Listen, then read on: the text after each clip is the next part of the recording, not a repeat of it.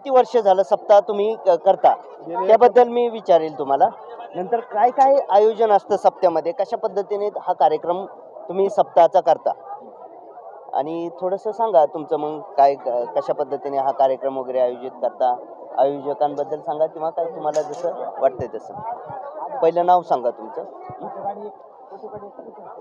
Start केले. नमस्कार, मी गणेश जगताप. आपण पाहतात महासंघर्ष न्यूज, हक्कांसाठी निर्भीड लढा.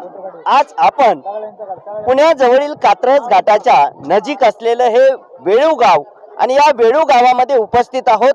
थंडीचे दिवस आहेत आणि या ठिकाणी मोठ्या उत्साहात अखंड हरिनाम सप्ताह साजरा होताना आपल्याला पाहायला मिळत आहे. या सप्ताहाचे आजचे 6वा दिवस आहे आणि या 6व्या दिवशी कीर्तन सेवा एक महिला कीर्तनकार भगिनी आहेत हबप प्रणालीताई जाधव कासुर्डे यांचं कीर्तन आज या 6व्या सेवेत झालेलं आहे. आणि या मंडळाला जे वर्ष आहे ते 49 वर्ष झालेलं आहे. 49वं वर्ष आहे.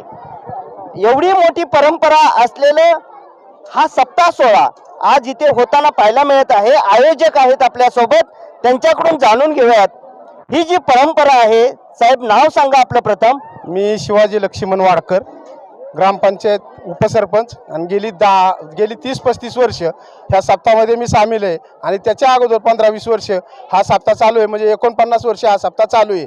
आणि या 49 वर्षाच्या सप्त्यामध्ये या गावामध्ये राजकारणी पक्ष 2, 3, 4 असतील, पण हा जो अध्यात्माचा विषय आहे ह्यासाठी सर्वजण आपला पक्ष विसरून गोळ्यामेळ्याने येऊन आपल्या इथं काम करतात आणि सर्व सहकार्य करून हा कार्यक्रम पार पडत असतो.